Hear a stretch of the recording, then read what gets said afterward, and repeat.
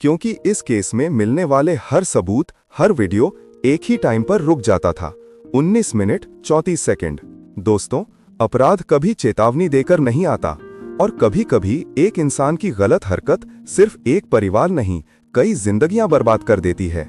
आज हम जिस केस की बात कर रहे हैं उसे पुलिस ने नाम दिया था 19 मिनट 34 सेकंड केस, क्योंकि इस केस में मिलने वाले हर सबूत, हर वीडियो एक ही टाइम पर रुक जाता था। 19 मिनट 34 सेकंड। कट टू दिन का समय। एक साधारण मिडिल क्लास कॉलोनी। एक घर में रोती हुई एक माँ बैठी है। नाम संध्या मिश्रा। पुलिस पूछताछ कर रही है। इंस्पेक्टर कविता, मैडम, आपकी बेटी अन्वी कब से लापता है? संध्या सिसकते हुए, कल शाम 6 बजे निकली थी। कह रही थी माँ बस 15 मिनट में आती हूँ, लेकिन वो लौटी ही नहीं। कहानी की नायिका अन्वी मिश्रा, उम्र 19, बीकॉम सेकेंड ईयर की स्टूडेंट, शांत, होशियार और परिवार की जान। माँ एक फोटो दिखाती है, खूबसूरत मुस्कान, बड़ी आंखें और एक हल्की सी मासूमियत। पुलिस सबसे पहले अन्वी का फोन लोकेशन ट्रैक करती है। लोकेशन मीरा रोड का वही सुनसान एरिया जहां ओपनिंग सीन हुआ था। इंस्पेक्टर कविता और उनकी टीम वहां पहुंचती है। गली वीरान, इमारत पुरानी, कमरा नंबर 203, दरवाजा बंद। कविता किक मारती है, दरवाजा टूटता है। अंदर कोई नहीं, लेकिन दीवार पर मोबाइल कैमरे के सामने रखा एक पुराना ट्राइपॉड और फर्श पर टूटा हुआ गुलाबी रंग का फोन कवर। इंस्पेक्टर कवर उठाती है। ये अन्वी का है। टीम को एक पेन ड्राइव मिलती है।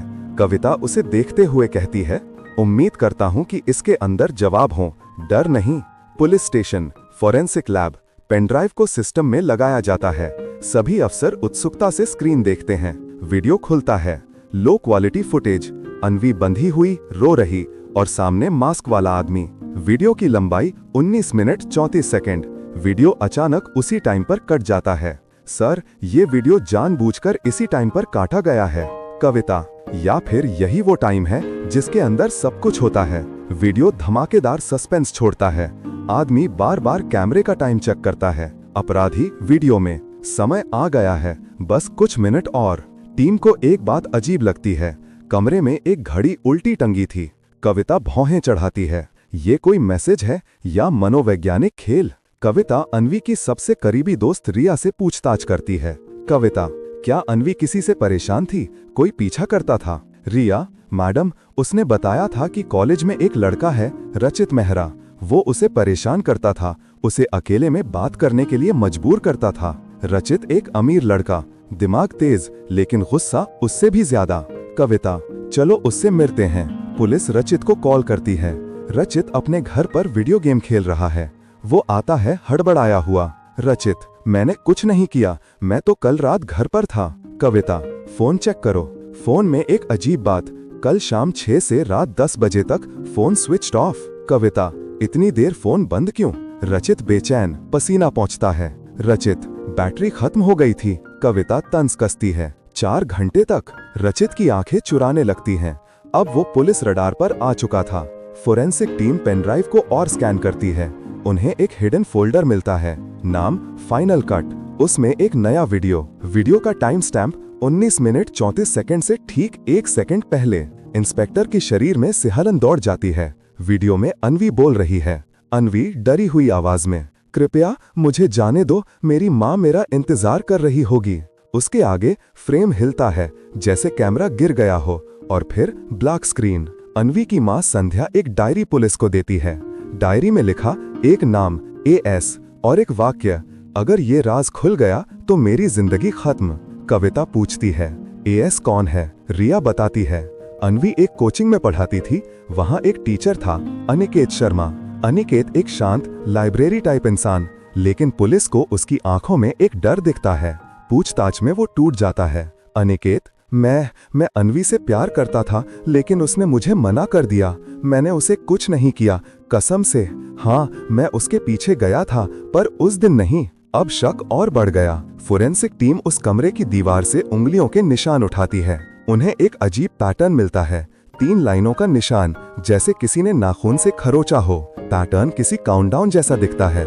फिर उन्हें ट्राइपॉड के नीचे एक बिल मिलता है, एक इलेक्ट्रॉनिक्स दुकान का। किसी ने कैमरा स्टैंड 2 दिन पहले खरीदा था। नाम रचित मेहरा। कविता गुस्से में, अब खेल खत्म। रचित को पुलिस स्टेशन लाया जाता है। अब उसके पास छुपाने को कुछ नहीं। पूरी तरह टूटकर बोलता है, रचित, मैं बस अन्वी से बात करना चाहता था। वो मुझे इग्नोर कर रही थी।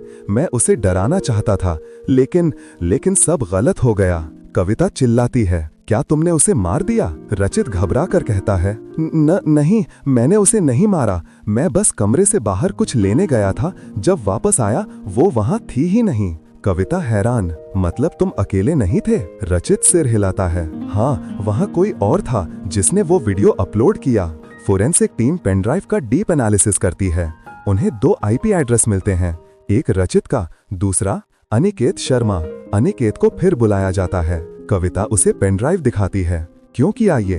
अनिकेत का चेहरा लाल हो जाता है, उसकी आंखों में पागलपन। वो चिल्लाता है, हाँ, मैंने किया। वो सिर्फ मेरी हो सकती थी। उसने मुझे रिजेक्ट कर दिया। मैंने रचित का नाम इसलिए डाला ताकि पुलिस भटक जाए। कविता गुस्से में, अन्वी कहाँ है? जिंदा है या नहीं? अनिकेत मुस्कुराता है, अगर मिल गई तो बता देना। मैंने उसे आखिरी बार देखा था ठीक 19 मिनट 34 सेकंड बाद, कमरे से बाहर निकलते हुए। सब दंग। पुलिस CCTV निकालती है। अन्वी अकेली लड़खड़ाती हुई कमरे से बाहर निकलते हुए दिखती है। उसके बाद कोई फुटेज नहीं। कविता तुरंत सर्च टीम लगाती है। 3 घंटे की खोज के बाद मीरा रोड के झाड़ियों के पास एक लड़की बेहोश हालत में मिलती है। क्लोज शॉट, वो अन्वी थी। सांसें धीमी, हाथ कांपते हुए, लेकिन जिंदा। डॉक्टर बताते हैं लड़की ने अपनी जान बचाने के लिए बहुत लड़ाई लड़ी है। अन्वी धीरे धीरे आंखें खोलती है। कविता उसके पास बैठती है। कविता, डरो मत, अपराधी जेल में है। अन्वी रोते हुए कहती है, 19 मिनट 34 सेकंड वही समय था जब उसने कहा था कि मुझे मार देगा। लेकिन जैसे ही वो बाहर गया, मैंने खुद को छुड़ा लिया और भाग गई। अनिकेत को कोर्ट में पेश किया जाता है। उसे अपहरण, हत्या की कोशिश, मानसिक यातना, साइबर अपराध में उम्र कैद होती है। रचित को भी सहयोगी अपराधी मानकर 7 साल की सजा मिलती है। अन्वी धीरे धीरे अपनी जिंदगी में लौट आती है, पर वो घड़ी, वो टाइम, 19 मिनट 34 सेकंड हमेशा उसकी यादों में जलता रहता है। अपराध सिर्फ हिंसा नहीं, मानसिक जुनून भी हो सकता है। ना कहना किसी का हक है और उसे ना मानना समाज का सबसे बड़ा अपराध।